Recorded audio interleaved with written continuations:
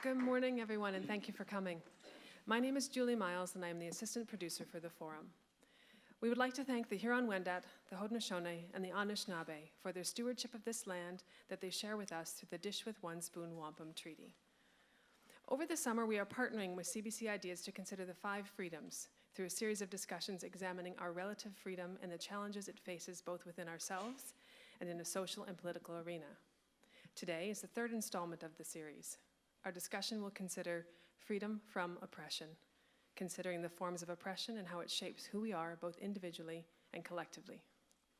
Today's event is being live streamed, so I'd like to welcome our virtual audience around the world. I'm so very pleased that we can share our discussion with you. We will begin today with introductions of our guests and a moderated discussion, and of course leaving time for some questions from you. Here in the studio theater, the ushers have distributed pencils and note cards, so you can jot down any questions you might like to ask, and we will collect them in a timely manner. To our live stream audience, we will also be accepting questions. Simply post the question in the conversation feed, and we will do our best to include it today. There's so much to discuss today, so I'm just going to get down to business and introduce to you the host of CBC Ideas and our moderator today, Mr. Paul Kennedy. Thank you.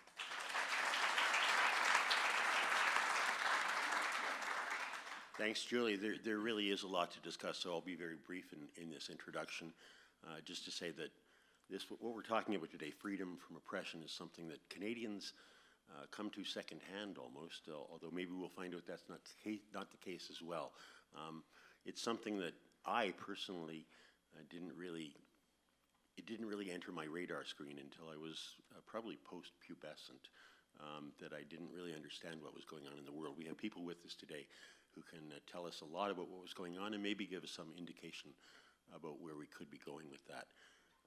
In the questions for those in the audience, if I could ask you to write large, I'm getting old, and I can only see letters that are larger than life in some way, so please do that.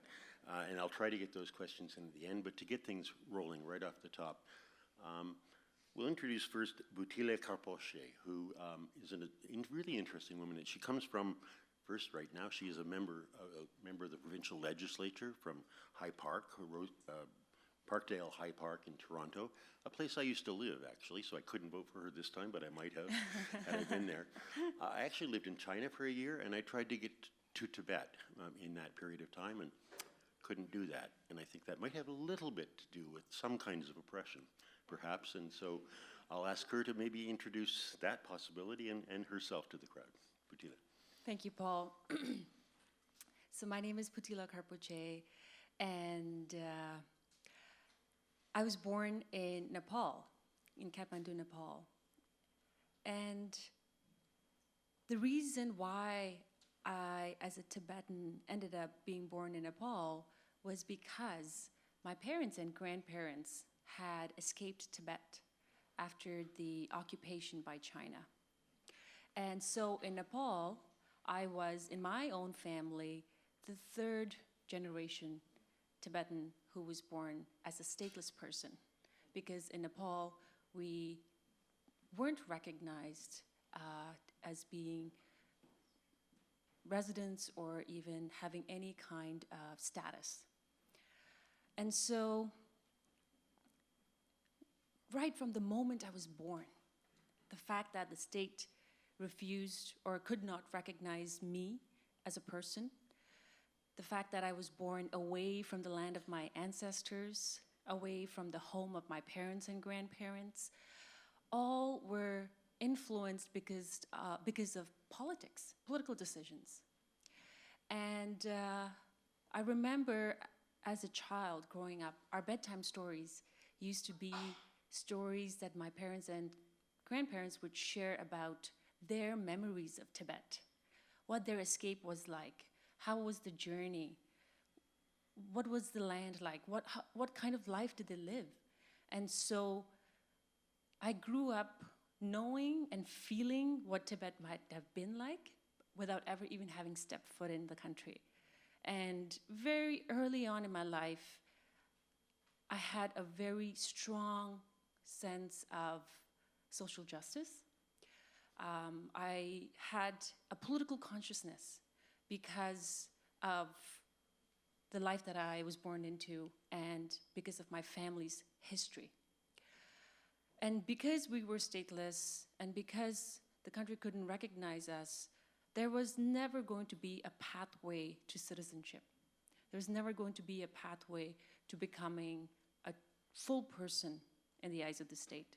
And so my parents made a very conscious decision and left the country, and we were so fortunate to come to Canada and build a life here. And we finally, in some way, felt that it was the end of a one kind of oppression, which was that finally we had a pathway to citizenship in Canada. And with that came rights that were enshrined in Canadian Constitution, that we would be protected in many levels.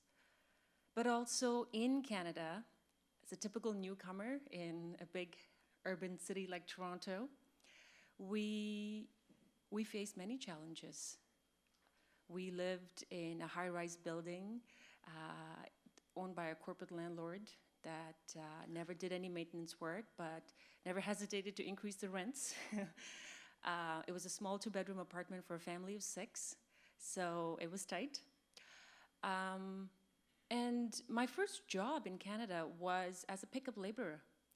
We would wait outside a McDonald's, the parking lot of McDonald's, and the temp agency van would come in and decide how many workers they needed for the day and pick us and leave. So sometimes you didn't get picked. It meant you didn't have work, you didn't have pay for the day.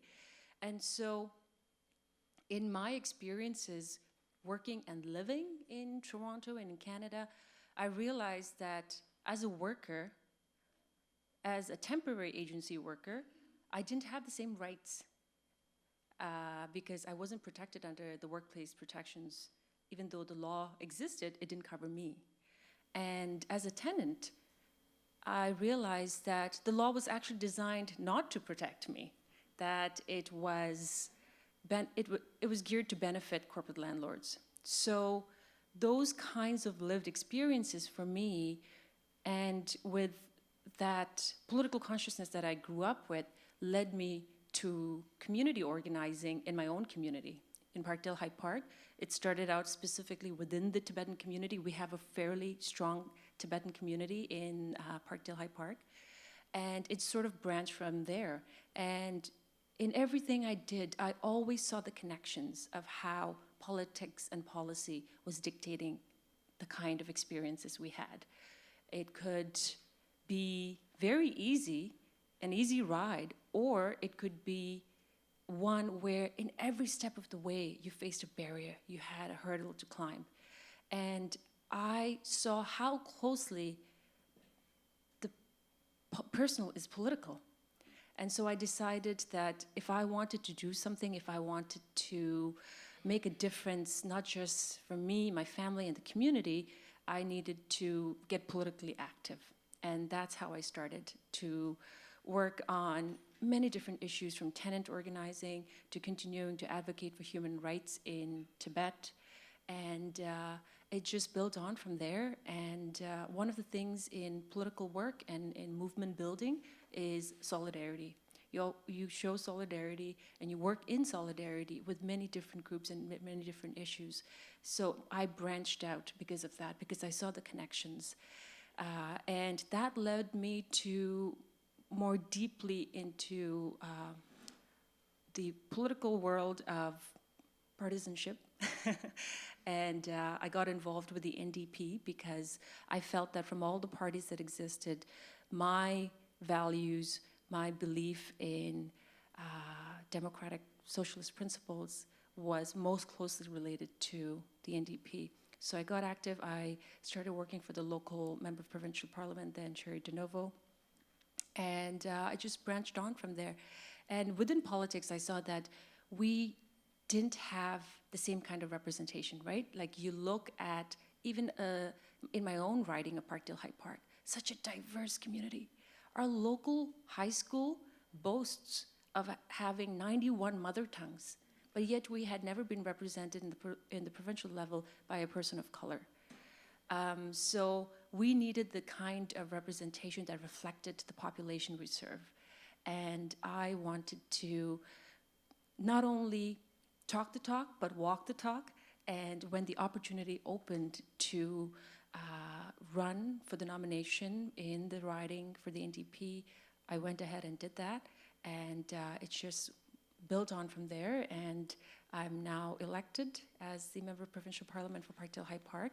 And I'm hoping that even though I'm in politics, in an elected capacity, that I continue the organizing work in the community so that the experiences that I had and the experiences that many are still having in Parkdale High Park and in the city and in the country at large, the issues that we face are addressed. So here I am today.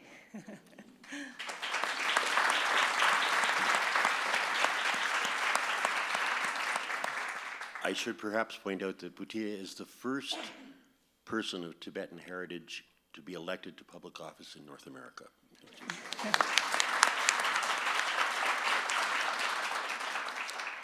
Eloge Butera comes from a place I've never been. I've been to Africa, but I've certainly never been to Rwanda. He is a good friend, however, very good friend of mine, Payam Akavan, who was a Massey lecturer a few years back, and actually has appeared in the forum from time to time. He is from Rwanda. He is now a lawyer, was taught at McGill University partly by Payam, and he's here to talk about his experiences and what they might mean. Eloge. Thank you, Paul. I guess one of the first thing to say is that I am a survivor of the genocide against the Tutsi in Rwanda. And that I don't say lightly because it's a special privilege, one of the few people who were children during this experience who actually lived long enough to tell that story.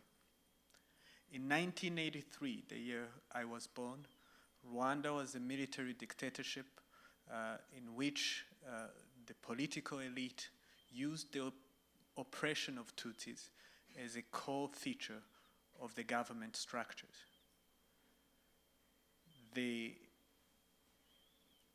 My family, my parents, middle class, father who was a medical doctor and mother who worked in different institutions, had tried their best to shelter us from any overt expression of political oppression that they lived and they confronted on a daily basis. But that experience was shortly lived. Only in second grade, our teachers were allowed to humiliate, to really single out Tutsi children and make us stand in front of our peers and use terms like cockroaches and snakes to refer to us and what we represent in the Rwandan society. That was only the beginning. In 1990, when the civil war broke out, that hateful government-sanctioned propaganda was actually being disseminated on public airwaves by the national radio, and soon after, a whole weaponized machine of the Radio de Mille Collines, a radio, private radio that combined entertainment and hateful messages to incite more virulent hate of Tutsis. Excuse me, could you adjust your microphone, please? Thank you. On April 7, 1994, the genocide of the Tutsis started. In almost only 100 days, over 1 million people died. Those included my father, my grandmother, and several dozens of our closest relatives. I survived because a Hutu family took me and my brother and hid us for the better part of those 100 days. And my mother separately was taken to the mass grave over 12 times. And through a whole host of confusions, she was spared and also lived to raise us past that point. It's hard to compare the reality of Rwanda to the Western political system that we live in. But one thing for sure is that we can't take for granted the fragile democratic institution that in their tone, in their actual words, if they were to fail, would similarly give license to, in the case of Rwanda, 1.5 million people who in some way or another participated in the genocide. And to us, they were our neighbors. In spite of this politically sanctioned hate and messages, we still attended the same churches, we went to the same schools. Our relatives had intermarried, and they were truly our neighbors. Surviving a genocide also means carrying the weight of that history, the deep disappointment that the patients of my father, although they were willing to receive his medical advice, even during the genocide, were not willing to stand up and protect him or save his family. The preachers who would allow their parishioners to come into their churches only to abandon them to their murderers and to let, in some cases, buildings be burned down with their Tutsi occupants inside. So the breakdown of that social cohesion, the social fabric that Rwandans experienced was and is an ever-present memory that propels me in my role as a public office holder today, and in my previous experience as an honorary witness to the Truth and Reconciliation Commission.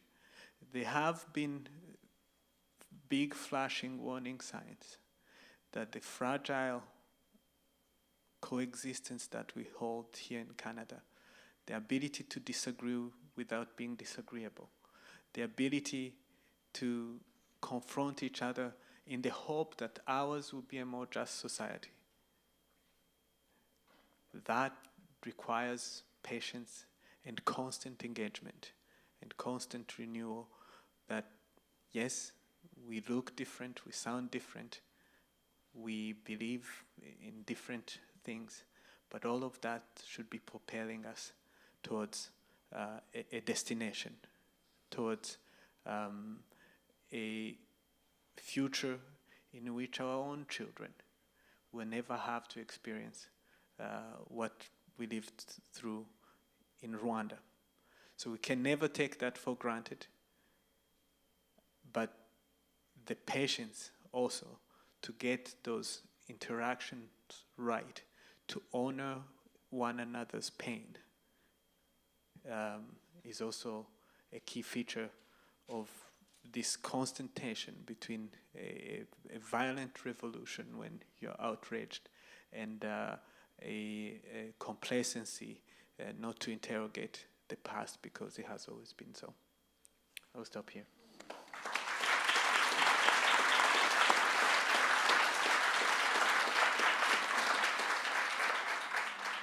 Thank you, Eloge. As you can tell from the first two stories we've heard, there are a lot of questions that can come out of this, so I think we should move right along. And moving, in some ways, right back home. We're in Canada now with our next guest. Christina Gray comes from Vancouver, actually, just now, but comes actually from the Denny region along the Mackenzie Valley. Great Slave Lake, I think she was born on the edge of. She's a lawyer. She has always worked in human rights issues for a good reason, and she's here to tell us what that reason might be today. Christina, welcome. Thanks, Paul. First, I want to start by acknowledging the Indigenous people's land who are on today. I hold my hands up to you. That's an acknowledgement that we do on the West Coast, and I hold my hands up to you guys, too, for sharing your story with us, because as I was listening, I almost cried a few times, and I think you guys do a great service to your ancestors in sharing your story here today. I want to acknowledge that my mom's here as well. She's sitting up there. And she traveled here from Vancouver. I was born and raised in Vancouver, BC. My dad's Dene from Litzelke, which is in the Northwest Territories.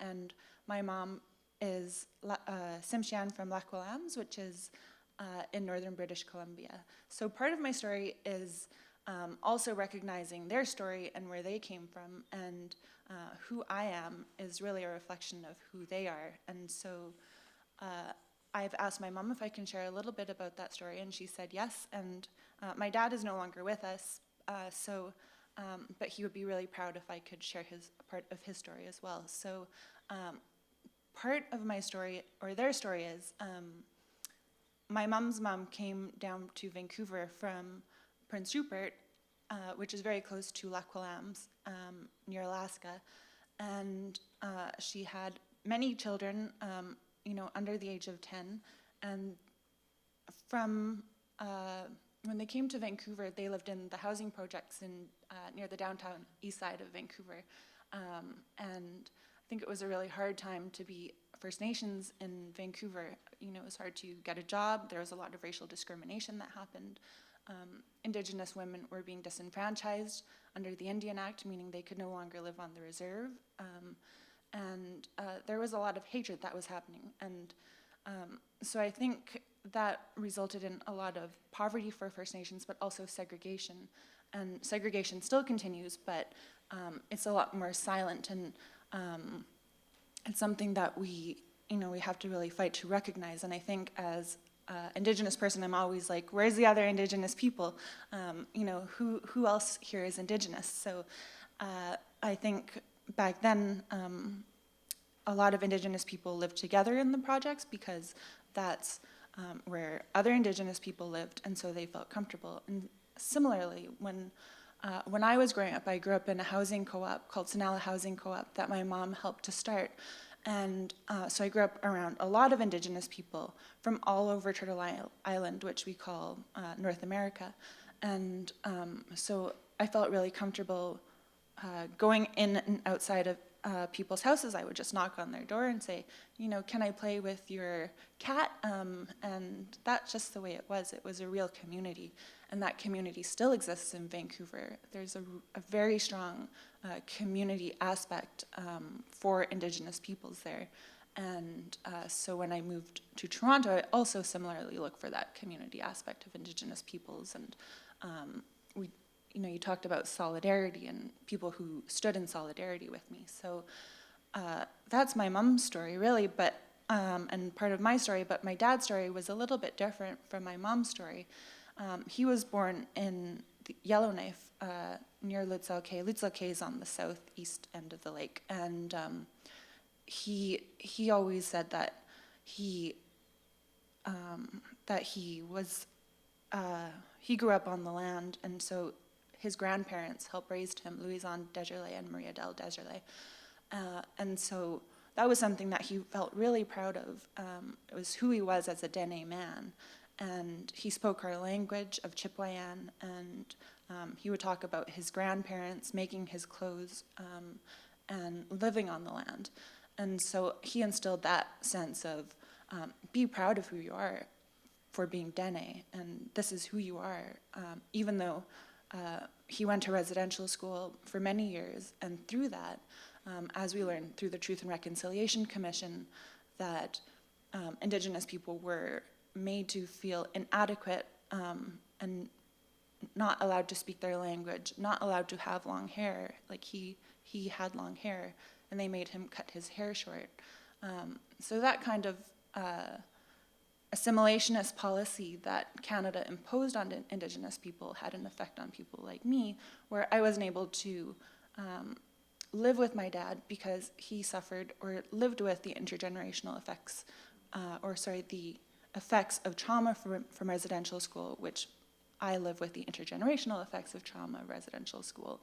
So what that means is, there's many Indigenous people who were made to feel ashamed of who they were as an Indigenous person, and that had a tremendous effect on family, upbringing, community, belonging, and really being a whole person. So that could also have the effect on, addictions or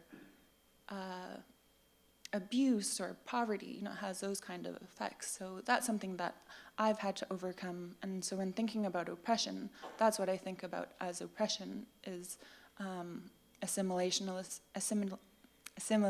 policies and those intergenerational effects of trauma. So I think part of my work as a lawyer and why I went to law school at UBC was to really help Indigenous peoples and work with Indigenous peoples to overcome these assimilationist policies, to overcome inequalities, to overcome oppression and oppressive policies and laws. And I think the difficult thing that we live with in this time period is thinking, okay, so residential school, the last residential school closed in 1997. That wasn't that long ago, right? So are there laws in place now where similar inequities or inequalities are resulting, and how do we overcome them? How do we be reflexive about those laws and policies now? How do we be reflexive with ourselves in thinking, who's not in this room? Who is Indigenous, who speaks for this community, and why do they do that? And that's something that I'm continually trying to think about.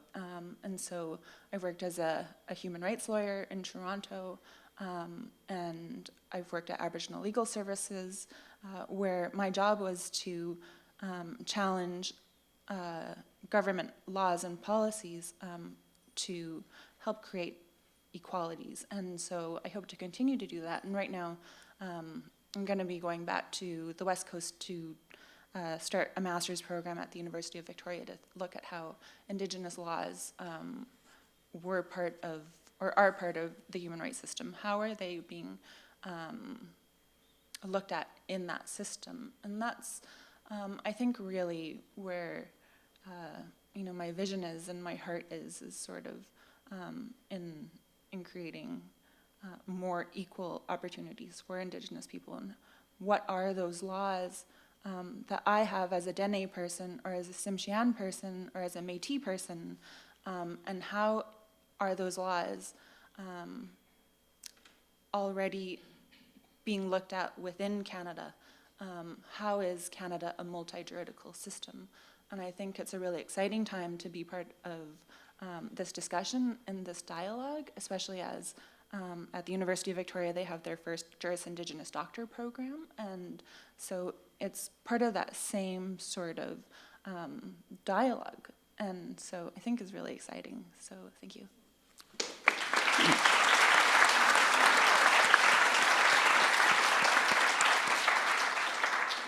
Thank you, Christina. I think that the panelists have all, in some sense, told us where they came from and how they got here and why that's what they're doing.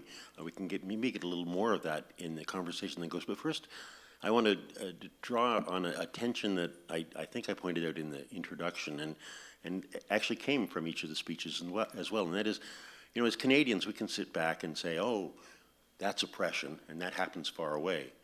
And there are ginormous instances of oppression around the world today. The problem, I think, is that it's growing, and it's sort of moving closer, coming closer, becoming part of where we are. And I want some indication from three very different places on the planet, one of which happens to be in Canada.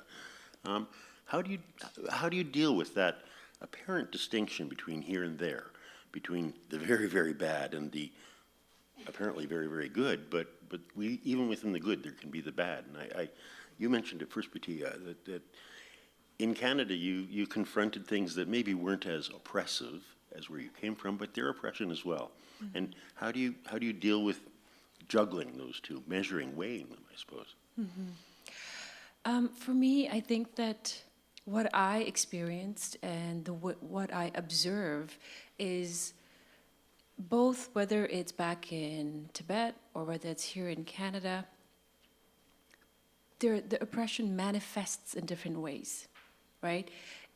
Perhaps back in Tibet, because we are under the Chinese government, which operates as a one-party state, which has a complete authority over the governance of everyday lives and over everything.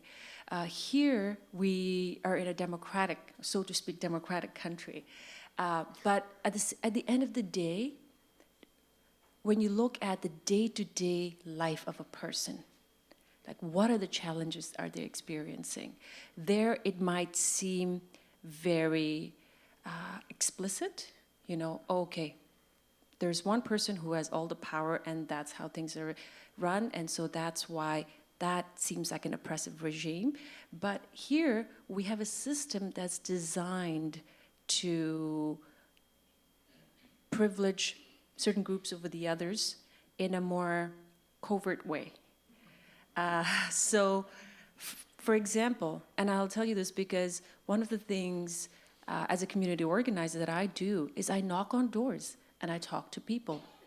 And when I knock on doors and talk to people and ask them about their lives and what challenges they face, the oppression is actually quite visible. Because when I'm talking to a mother and she tells me about the bed bugs, and she shows me a 2-year-old son with bed bug bites all over her face, that's very visible to me. And when I'm walking down the street and I see a homeless person in the middle of the winter, that's very visible.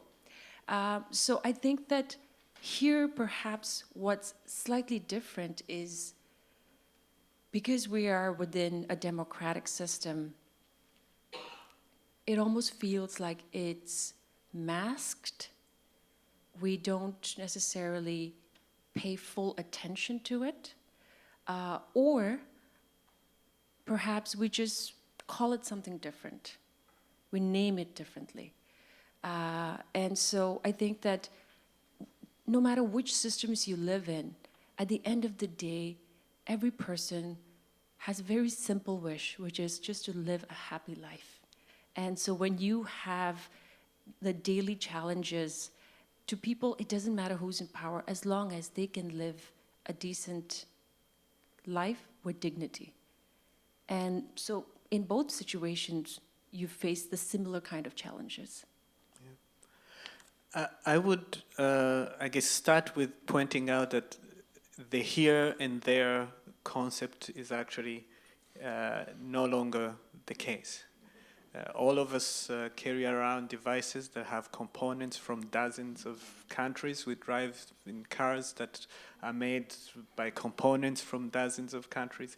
There's really nothing under the sun any longer, I guess, except the thunderstorm last night that you can you can locate it here. But everything else is truly tied together.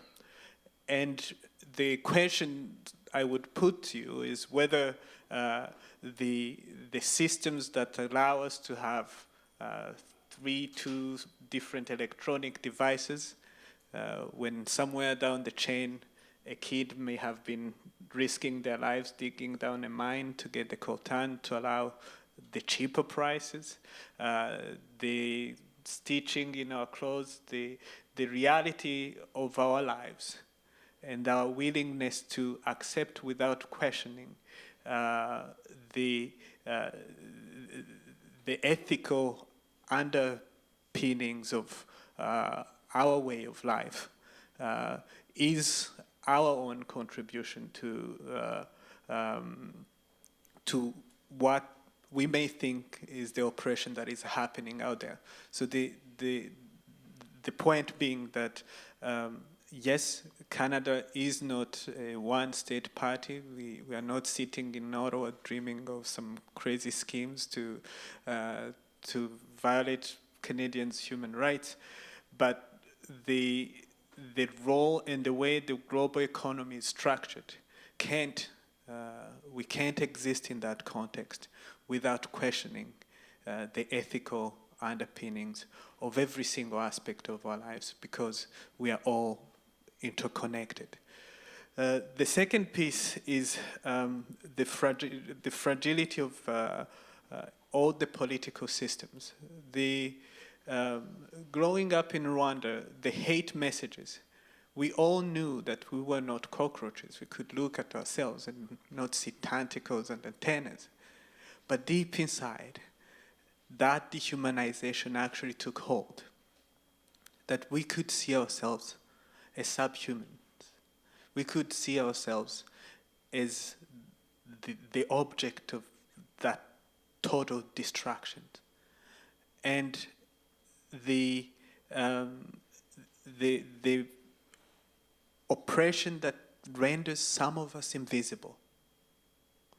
And what it takes to reject that invisibility is one of those things that as Canadians we need to be very, very much aware of, because the key is that most people get to experience the oppressions that they confront at an individual level.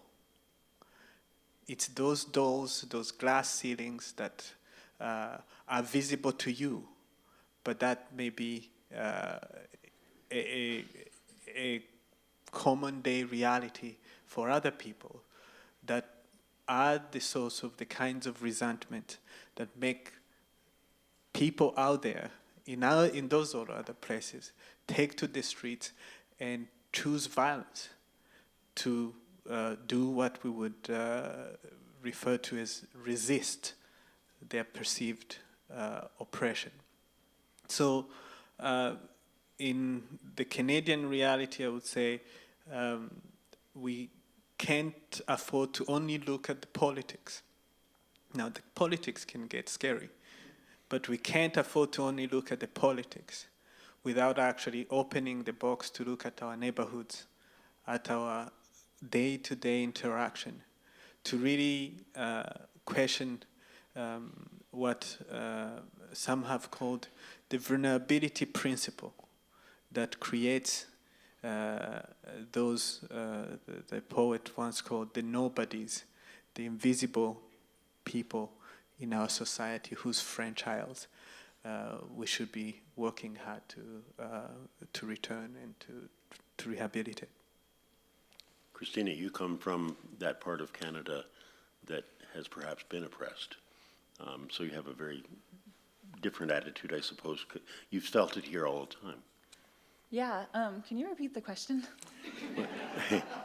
The question was basically how we deal with the fact that we can see oppression from far away, and it is it's black and white. It's very clear to us, but we don't necessarily always see the oppression at home or feel it in the same way. Yeah, I guess that's, what I'm hearing is we, and We is probably a word Yeah. that doesn't work here. yeah, so we, in human rights, I dealt with people all over Ontario and talked with people all over Ontario who experienced had human rights issues, and my job was to give them legal advice. So I'm very familiar with that on a more professional level.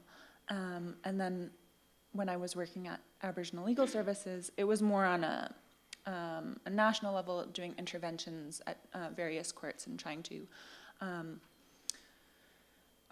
change the law to make it more equal for Indigenous peoples in the criminal justice system more specifically.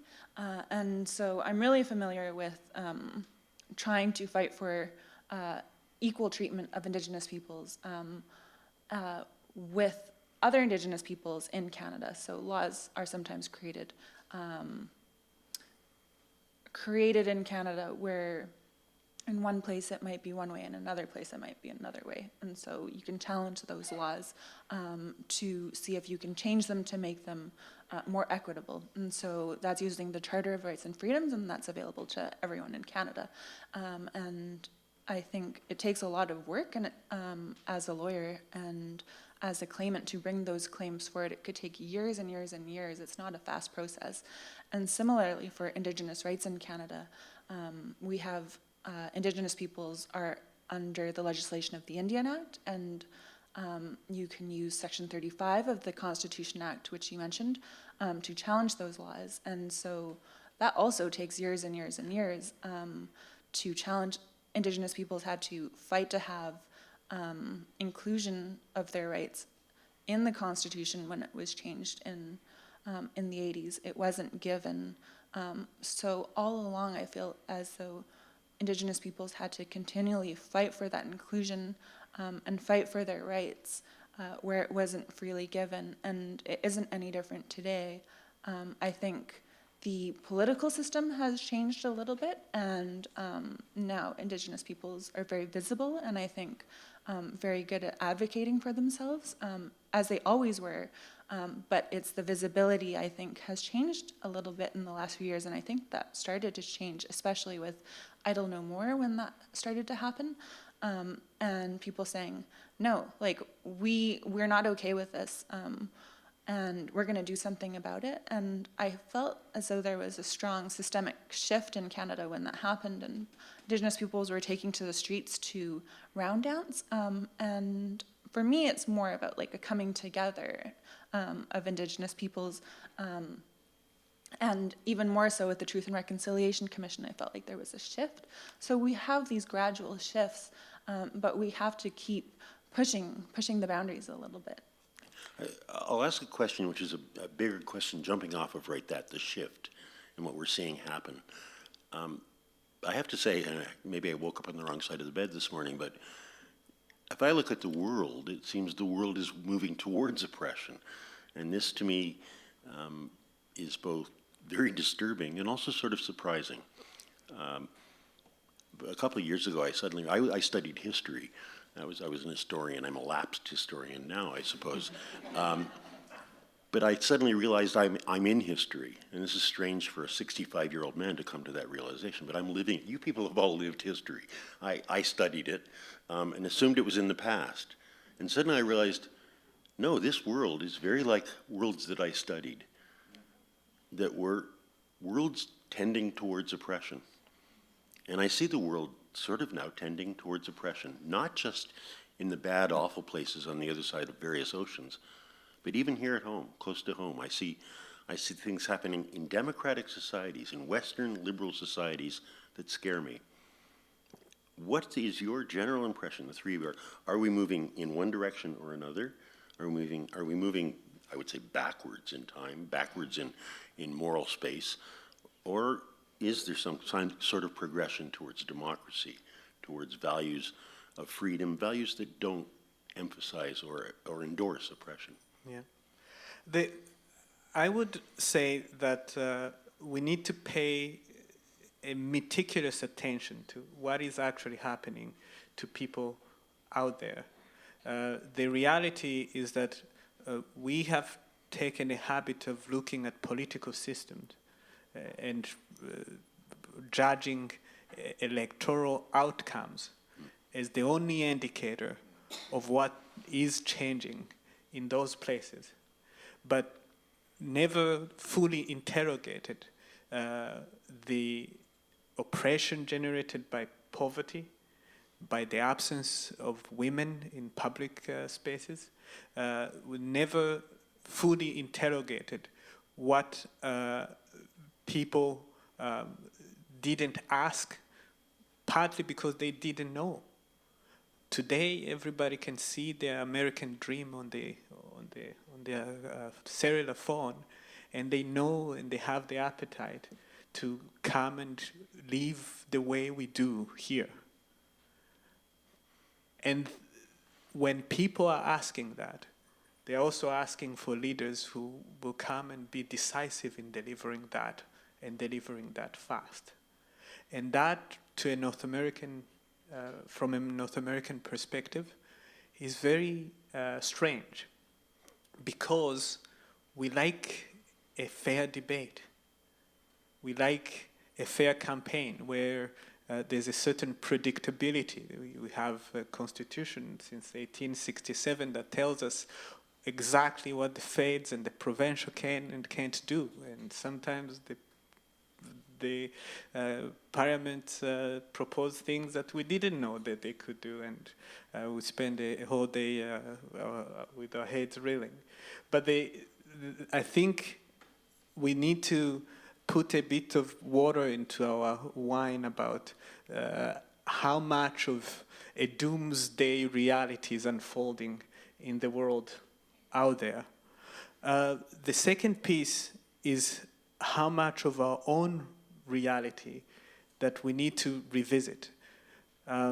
The quintessential model of democracy, the oldest in the world, the United States, most people in Rwanda that I meet, they always point out that the person who had 3 million votes more is now sitting in retirement. So what exactly is it about your democracy that you're wanting and insisting on judging us about? So in that context, we need to be able to sell the benefits of the freedom we enjoy here, because here we get to haul in members of parliament and quiz them about their private lives, what they had for lunch, what they had for breakfast. And we need to prove the merits of having that kind of freedom. And losing that is what scares us, because that kind of space of really the voice of the people is narrowing, but it's narrowing for people who are seeking efficient government. And us who are engaged in public life, we need to make the case to you that efficient government can still happen with honest and thorough debates, but the question is open on both ends. What is happening to us, and as much as it is open to what is happening there, because what's happening there is really an expression of what people are asking, and we are not sure about it, and I think the truth is somewhere in the middle. Mm-hmm. From my perspective, I think that what we are seeing, especially in Western liberal democracies, is that the status quo is not working. You know, we may elect different governments, but things don't seem to change much for the people on a day-to-day basis. They still have to work really hard to barely earn enough to live and survive. And so when you are confronted with this situation where no matter who or who's in power or what's happening, life is not changing much, then there is that thirst for something different. And I think that people feel that the current system ignores their needs, they feel ignored by government, and with the general desire for some strong leadership to take action, you know, not make those incremental changes, a little bit left, a little bit right, a little bit forward, because we're humans. We're only here for a certain period of time, you know? And so the incremental changes are too slow for people. People are dying in the meantime. And so I think that when that vacuum exists because the status quo is not working and somebody comes in that, you know, is trying to portray or talks like a strong leader, and it may be something that seems a little bit extreme or stretched, and as I'm talking right now, I have Doug Ford in my mind.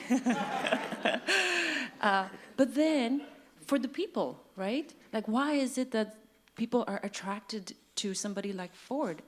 And I think it's because the status quo was not working for them, and they wanted to see change, and they wanted to see somebody who exhibited strong leadership. And they said, you know what? What's the harm? We'll go try something different because the status quo is not working anyways. So I think that when we want to bring about meaningful change, it can't be done on an incremental basis. We need to act boldly. We need to act fast to make transformative change, to make a difference in people's lives. And only then people will see, okay, the government's really working for me. The government has me at the center of their decision making. And so when for a very, very long extended period of time, we don't see much movement anyway, somebody like Ford can come in and seize that moment and that desire for something different and destroy the province. That's a happy thought. Christina, though, is the world generally moving towards or against depression? I think that question is pretty blatant yes. Overall, I think at this time we're looking at more oppressive forces that we're living with. We see it in the news every single day. There's so many different changes that are being made, especially south of the border, and maybe in Ontario now too. The cynic in me is like, I think sometimes we go more to the left or right, depending on how secure we're feeling as people generally. And I think right now we're in a period of insecurity where people don't feel secure with themselves, don't feel secure with their personhood, their jobs. And I think especially when people's jobs are being lost, that's when we see, a lot of racist behavior and discrimination and hatred and violence. And that's, people trying to protect their own personhood, their livelihood. So it's hard for me to think this is a new thing because I don't think it's new. I think it's part of a paradigm, and I think that's just the way it is right now, and it could change in the future. Yeah. Can I just add, Rabbi Jonathan Sachs, the former chief rabbi of the United Kingdom, has a lecture called "The Danger of Simple Answers," and we are in that time. Many people in this audience, way older than me, remember the days when on this side of the Atlantic, we were asking, what can I be doing for my country? Today, the danger of simple answers lies in that situation where we are disengaged citizens looking at government as the provider who is supposed to be delivering all aspects of our cohesion and coexistence. When the government is really that permeable vehicle where if democracy is working right, we all go through in and out, to look at how we improve the welfare of our fellow citizens. So the danger of simple answers lies in that people are using government only for the purpose of power, not the purpose of actually effecting justice and change, not the purpose of making those who once were invisible more visible. And in that paradigm, almost forces of oppression, as one would put it, really targeting us. We have people go sitting and looking at our internet behavior and predicting what we'll think and say and do the next day. But the purpose of all of that is not to empower us, not to make us better neighbors. It's really to know how we can pitch this brand, this dude, or to date this person in a political campaign. But real change will indeed sooner or later have to look like, what do we actually want to do with this collective power that we hold in our government, and retake a bit of ownership in what those government feels and sound and behave like. And it's going to take a lot of work, but just a hint, we need to do something drastic in our education system.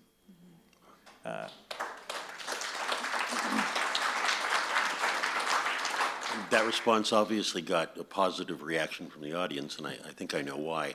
Before I ask the next question, I'll point out Ideas is a program that I think does not look for simple answers, that actually tries to find the complexity in everything, and really dance on that in some ways. And so the next question comes from that context.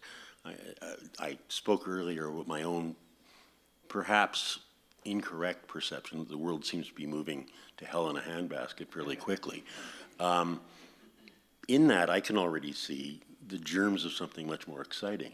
And you know, in the reaction to the current president of the United States, whose name will not be mentioned in this room, there are really hopeful things emerging. I mean, there is a left emerging. Bernie Sanders seems to be suddenly really quite acceptable to large parts of the American population. There's a socialist possibility emerging there. In Europe, in response to what seems to be oppression, we seem new forces are beginning to rise, forces from the left, forces questioning oppression, forces questioning the direction that they think society is going. Within the sort of the silver lining inside the cloud, or the light at the end of the tunnel, seems to be becoming more and more obvious, which is a hopeful sign.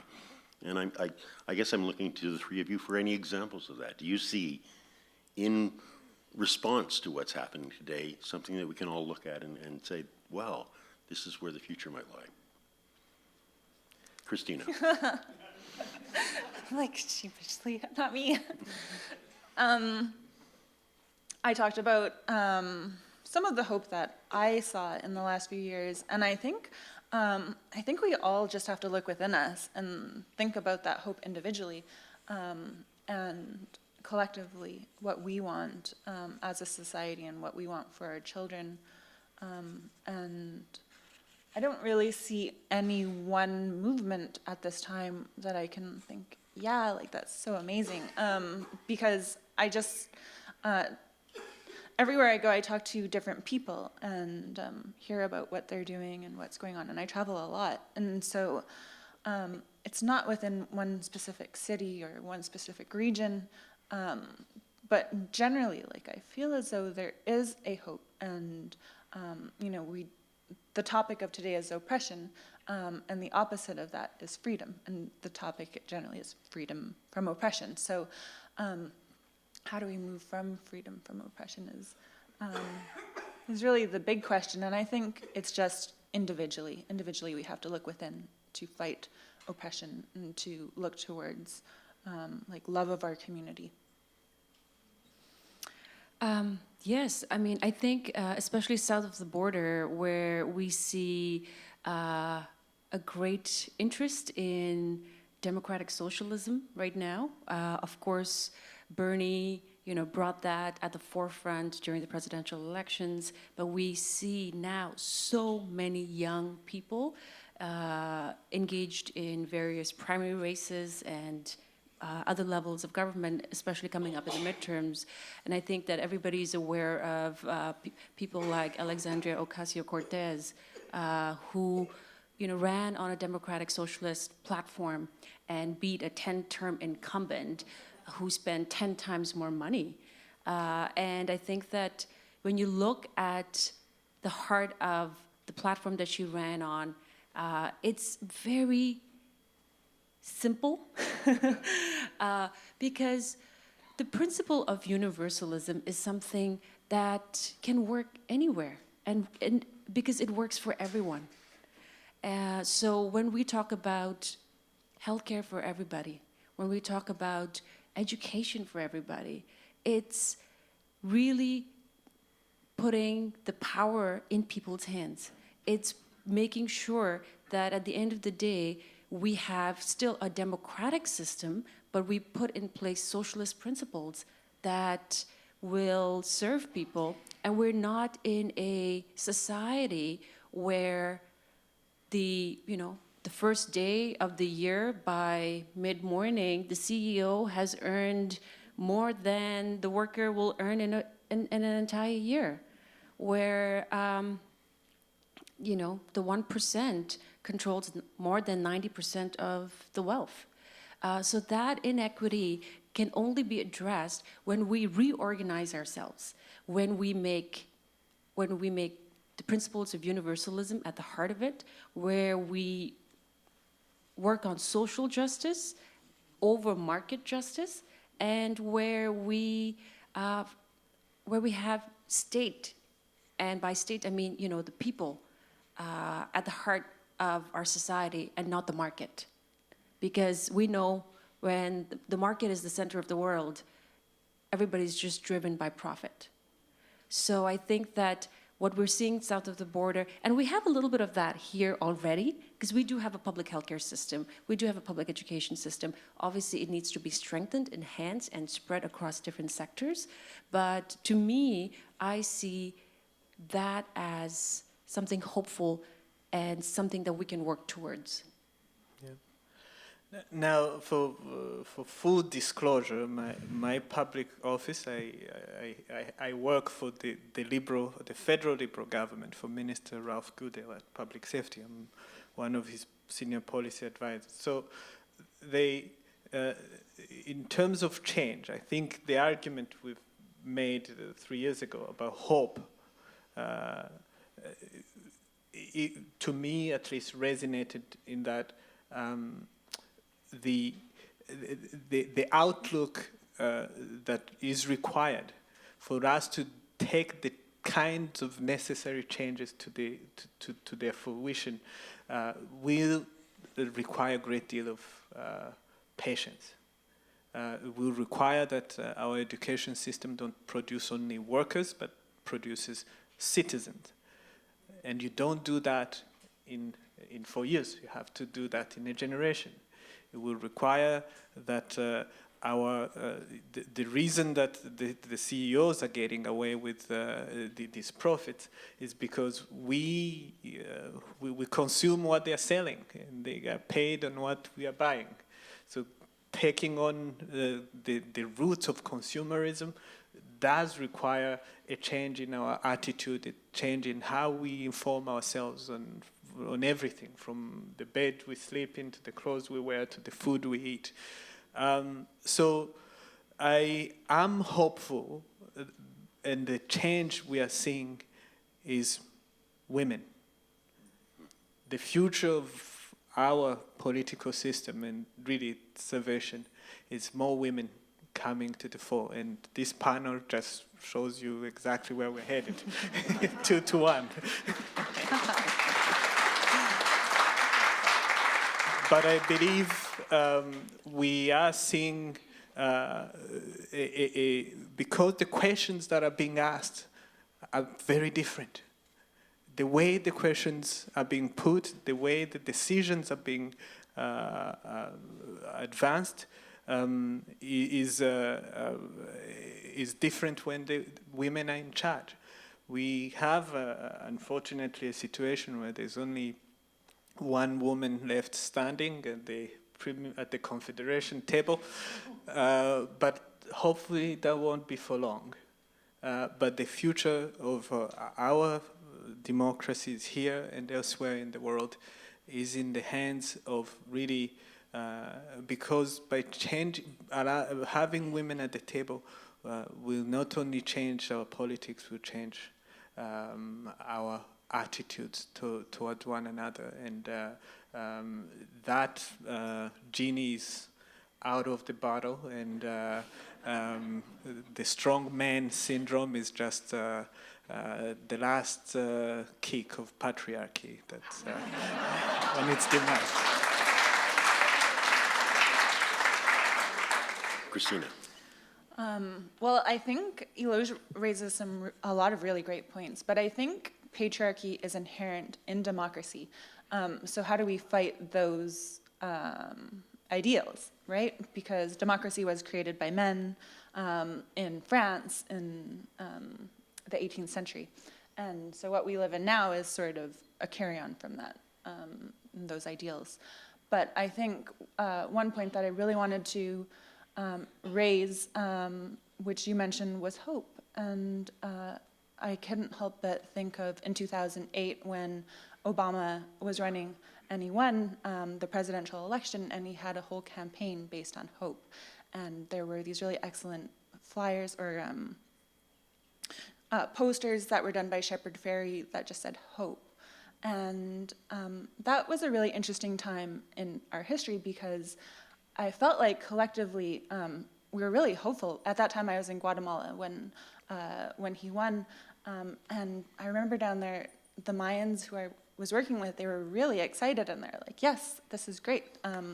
This is really great. And but now, 10 years later, it's a very different scene, and what's going on here is very different. But I can't help but think of what Noam Chomsky has talked about, which is beware of the charismatic leader. And I think we have to be even more aware of what our leaders are saying when they have perfectly coiffed hair and, or they can speak very eloquently, because we have to think about what's not being said. And right now we live in a time where there is said to be a lot of transparency, but I think there's even a lot that we don't know about what's going on behind closed doors. And so we have to continually work to look and ask questions, continually put pressure on those forces and governments and people within power.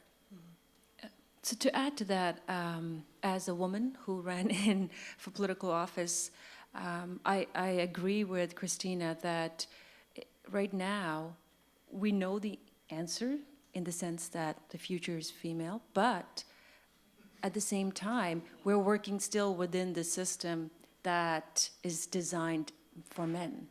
And so, in politics, we're continuously asking, how do we remove barriers for women to run? Because we need more women at the table. How do we make it such that, we can break the ceiling and things like that?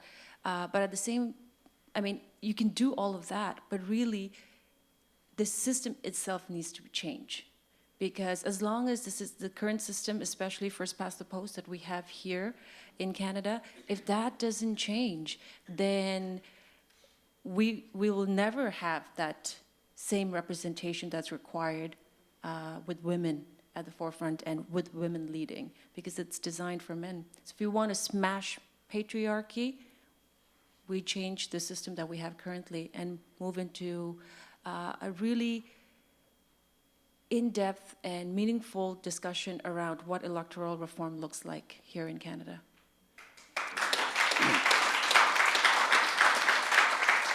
I think that's an excellent summation in some ways of where we've been going with the discussion, and it also, I think, is that silver lining inside the cloud I was talking about, that this is a time not just of enormous challenge and almost impossible challenges that we're facing, but this is a time to actually get our heads together and start thinking about how making things better and making things better in a good way. And I think also taking into consideration Indigenous laws, Indigenous legal orders, and worldviews is really important. And we're at a really critical juncture, I think, in Canadian history where we're able to have those conversations.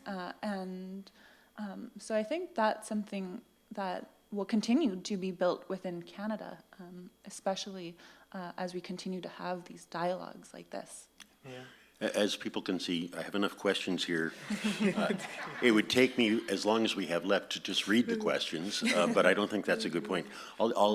Because it's from the live stream, this is not from the room, but from somewhere outside, this question comes, and I think it's a good one to pose. Comes a bit out of something each of you have been saying, too. Do you think equality and equity can only come from social justice? And this is... it actually reflects quite a few questions from the audience which were saying, isn't politics money? Isn't religion money? Isn't all sort of money? And also, how do we oppose the oppression that we find in the corporate world? So this is social justice sort of the foundation upon which we must build things? I think that equality and equity are inherently social justice principles, but I think they can operate within all different realms. So, for example, I live in Waterloo, and I was talking with an Indigenous woman who works at Google, and I thought that was really amazing, and she was really lovely, and she was talking about how, there's Indigenous people that work at Google, and it's very important, and diversity is really important there. And I was just really taken aback by talking with her. And so I think it can be operating within all realms, and it's all about creating that space. I think, yes, I mean, you can have equality, you can have equity, but when you have justice, then you have all of it. Because when you have equality, then it's that classic image, I'm sure many of you have seen, where 3 kids of different heights can't see a ball game and everybody's given a stepping stool. That's equality. Equity is when, based on the height, everybody is given the number of stools that they need to be able to see the ball game. But when you have justice, you don't even have the barrier in front. You don't need the step stools. Everybody can see the game. So when we strive to work towards justice, then, as Christina said, inherently you have equity in it. Yeah. I would say that the concept of oppression operates mainly in the realms of the extremes. And in those realms, we get to really see the invisible people, the people whose franchise, whose voices has disappeared.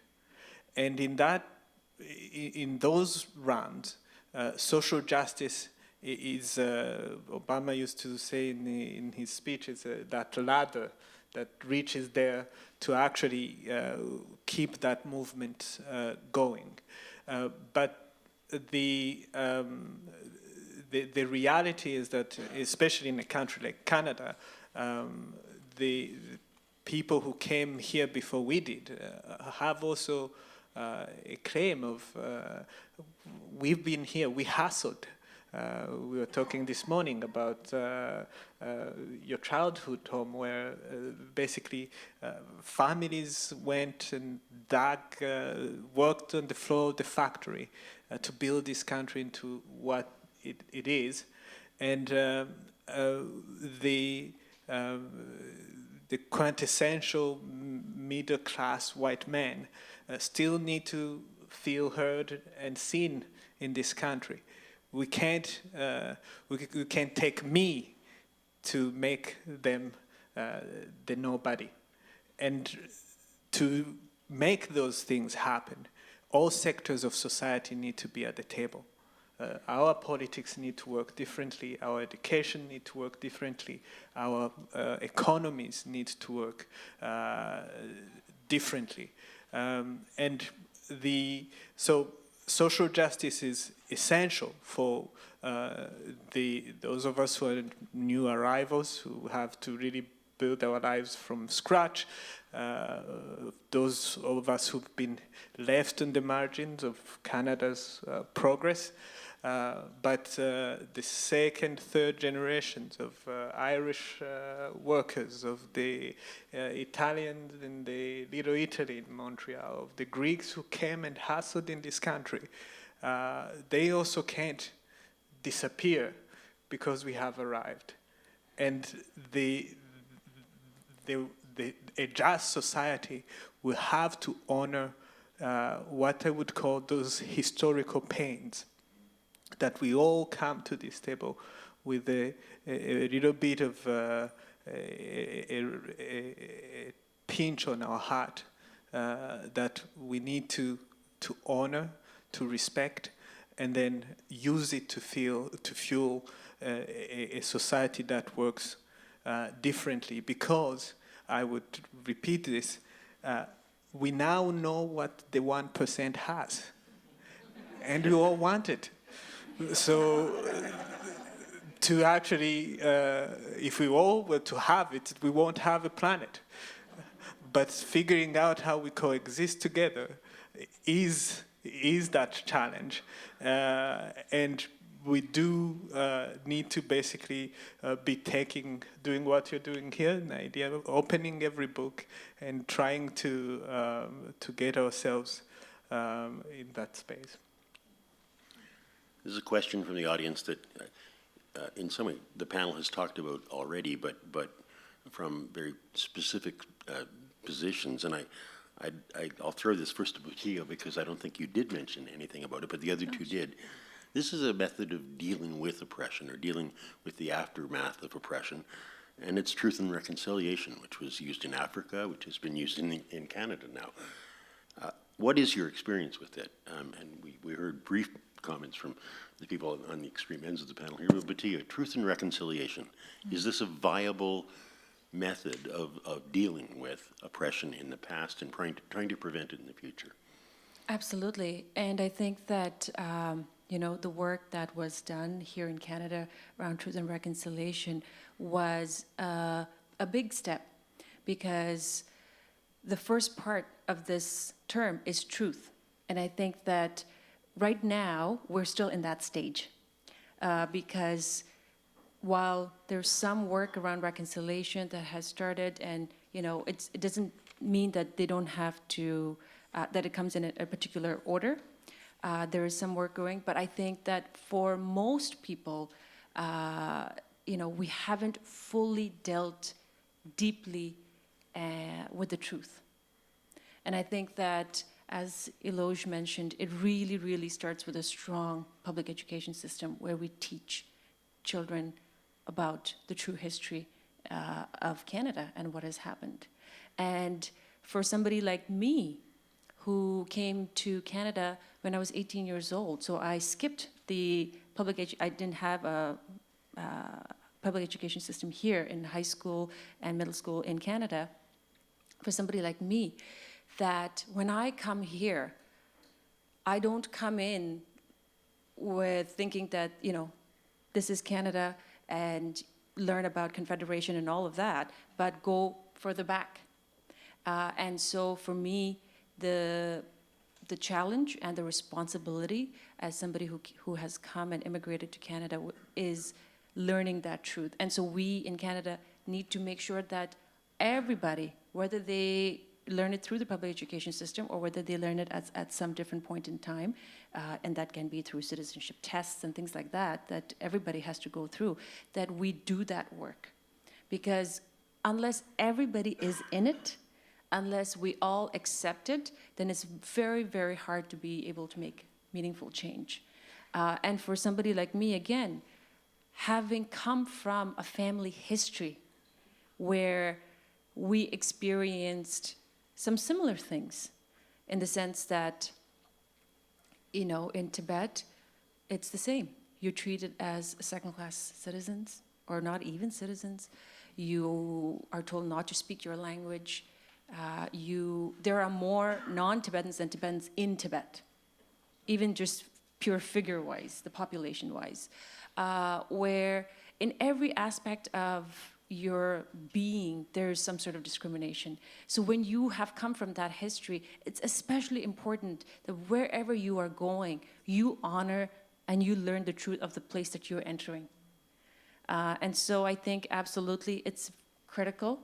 And when I do that here in Canada with the Indigenous people of this land, in some way, I'm honoring my own ancestors, because it's all related, right?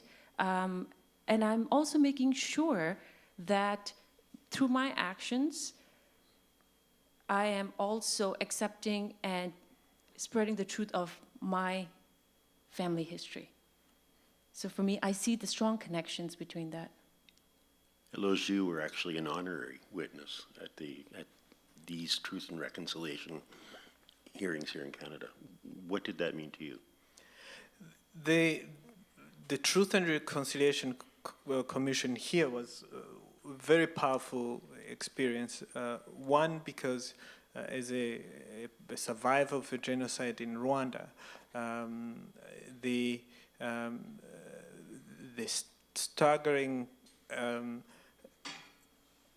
the genocidal nature of the residential schools that went on for several decades unchecked, when most of us, pretty much everyone in this room was alive. It was, to me, symptomatic of one of those invisible corners of a society that all the well-meaning Canadians who make the treasures to come to Africa and save poor African kids were not aware. And I sat in those rooms and heard heartbroken grandparents who basically lived in a stone throw away from a residential school where these abuses were happening, and the impact they continue to have on our society. I found that the 7 national events that we're part of gave in every city an opportunity that we should really learn to replicate often, to come. One of the powerful gesture we did is that there were a lot of tears because the stories were so powerful, but none of the napkins used were ever thrown away in the garbage. We actually had a sacred fire ceremony at the end of every event, and the dust from that fire traveled with us at every national event to the very end. I'm obviously not the first person that's heard that, but that is amazing. And we felt in those rooms at Reader Hall or in Ottawa when that was going on, that a new Canada was being born. That our potential to do right by our elders who were here before us, and our potential to actually do something unique that the rest of the world is struggling to come to grips with, is very immense. Because those who carried out this systemic violence, the victims, the generations of survivors, did come to the fore to really engage with this painful past. But for all of us settler populations here, our guilt and tears are not enough. They are not enough if in Winnipeg or if in Tawapscat, Indigenous kids are still confronting the unacceptable levels of poverty, hunger, and so on. So the moment is to be cherished, and I think we need to revisit more often. But I also feel that we maybe need to return to it so that we can be inspired one more time to keep on pushing this struggle further. But by far, I think ours was a very special TRC for no less a reason that it is the survivors who insisted that this be part of a legal settlement. The government didn't volunteer this. We had to be sued into doing the right thing, but I think it's a Canadian way. I think appropriately, last word to you, Christina. Thanks. So yeah, as we know, residential school lasted a long time in Canada. It started, I think, even before Canada was Canada, and only ended about 20 years ago. And the Truth and Reconciliation Commission came to a close in 2015 in Ottawa, and I had the opportunity to attend the closing, and it was a really beautiful event for me, and for me it meant healing, because my dad went to residential school, so did his brothers and sisters.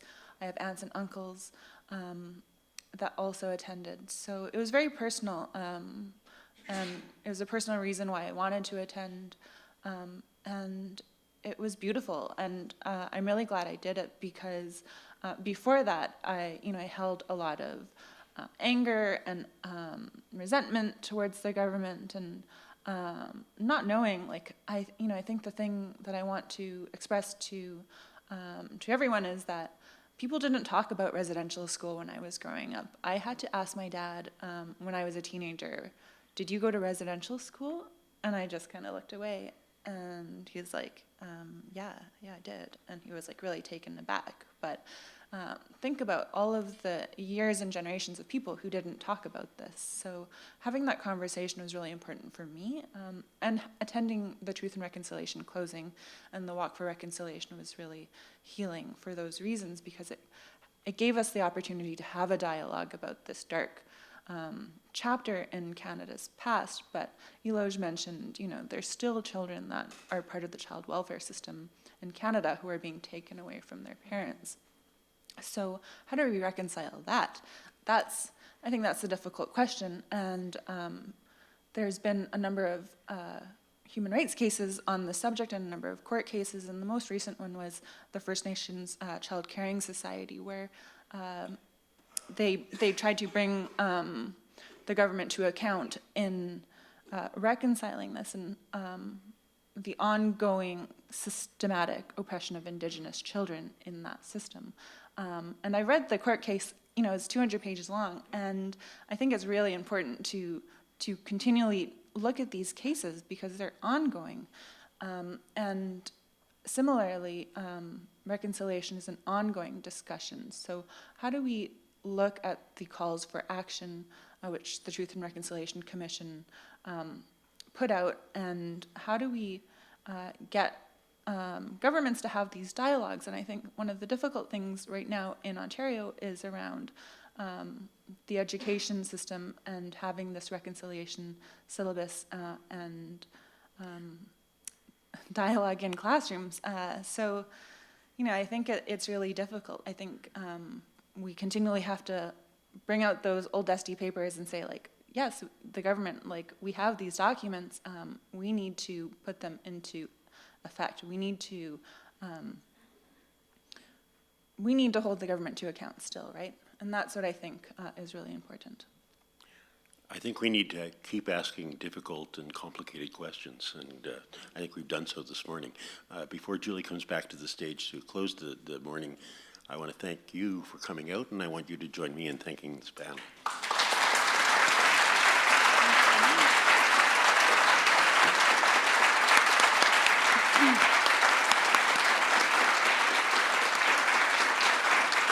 Thank you. Excuse me.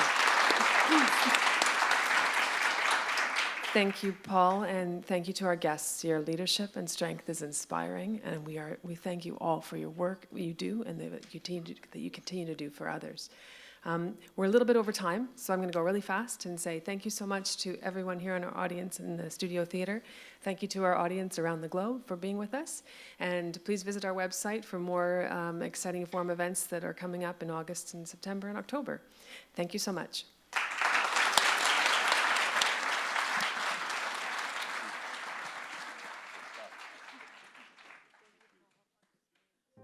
The biggest thing I think that I hope people learn when they come to the show and that they take with them is to step into other people's shoes. Before hating, before judging, just take a second to think about where their journey is and what they may have gone through, even when it's not your responsibility to, If someone is being racist to me, it's not necessarily my responsibility to teach them about the hundreds of years of racism that come before it. If I have the energy to do so, I should try to approach that with compassion.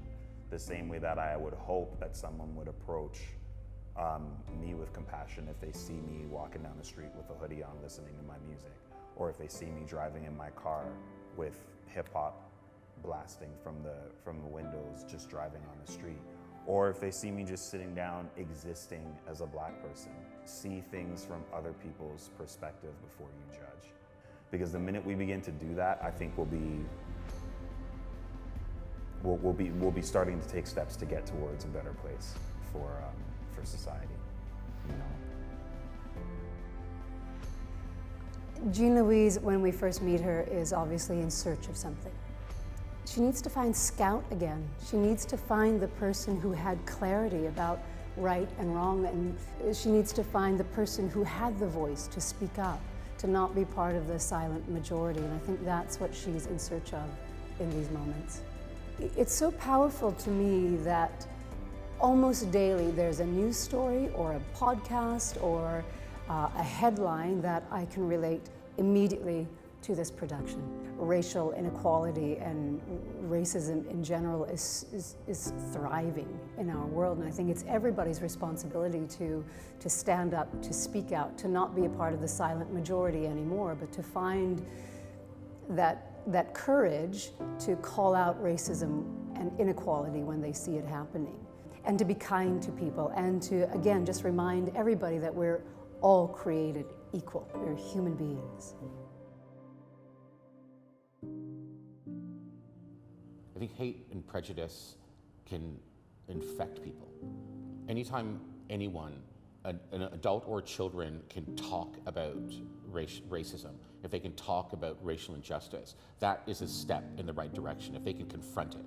I think that one of the ways that we don't move forward is by ignoring it, or by supporting it, or by silencing it, or by protecting children from it. But I think that one of the things that happens in this play after the guilty verdict happens, and when Miss Monty is speaking with the children, with Scout and Dill and Jem, and she talks about we're making a step, and it's just a baby step, but it's a step. That it's maybe not a lot has changed, but what they're actually doing is thinking about and considering the world that they live in. I think that we always forget how smart kids are, but we have to give them an opportunity to change the world, and we have to give them an opportunity to look at the world head on, and they have to stop the cycle of hate, and they have to stop the cycle of racism and the ideology of hate. And so that's, they're our only hope, really. None of this would grab us in the same way the play does if it wasn't told through largely the lens of children. To think that we as human beings, as adult human beings, don't have the answers is willful delusion. And kids actually recognize that. The conversations I have with my girls is the same thing. The questions they ask about racism are as plain as the nose in your face. I know there is more nuance. I know it's complicated, and history is a part of that, and we inherit things. But even still, kids are right. They mostly go, what are you doing? That is a subject that is as timeless as ever, as relevant as ever, and we certainly have not figured that out. We really have not figured that one out. How do we actually make a world where the children won't have to cry at the injustice that they see perpetrated largely by the adult world? I think what Atticus has to teach us is that it may scare you, but you have to take a stand. You may know that things are at risk, be it yourself or those things you love, but you have to take a risk because it's too important not to.